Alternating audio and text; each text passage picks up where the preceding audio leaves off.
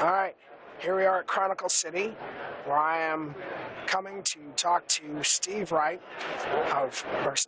of Wright Publishing about his game, The Demolished Ones. Come around. Right, there's Steve. How you doing, sir? I'm good. It's good to see you, Steve. So this is your game? Yes, this is the Demolished Ones. Demolished Ones. It uses the Fate system, but it's a standalone game with its own complete story. So great. As you see, it's a steampunk kind of, looks like Victoriana, although maybe not for the kids. Not for the kids. Very nice paper, some matte paper, some very lovely black and white art in here. It's a noir theme, right? Victorian noir with some steampunk elements, as you can see, the piping. Yeah, I like this trade dress. The cogs, and then it's a quest for identity as well as a murder mystery. Nice. Yeah, the whole idea of noir, of light and dark, good and evil. Yes.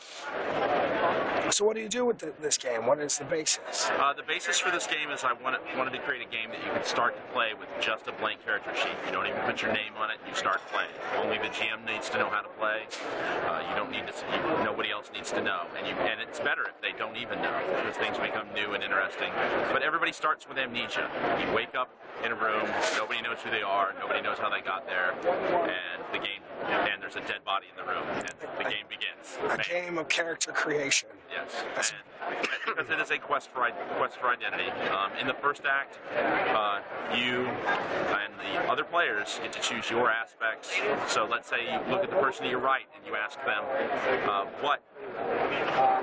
what is the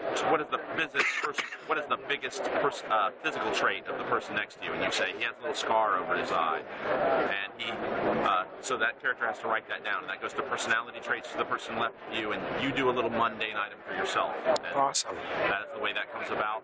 In the second act, you find out that what you've learned about yourself in the first act is not necessarily true, or could possibly not be true, or maybe it's entirely a lie. But the GM starts choosing your aspects and your traits and your things. And in the third act, you get to what we call, if anyone's ever seen the movie Dark City, what we call tuning, where you get to change yourself and the world around you. So you get total control of your character finally. You get to choose your stunts, skills, aspects, and so forth with the Fate system.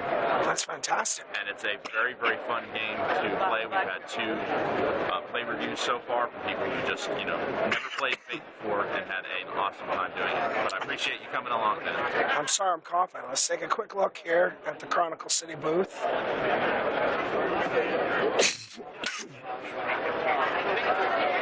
Good stuff. This is Angus. Hello. Chronicle City. Looking at this crowd. Just looking here real quick.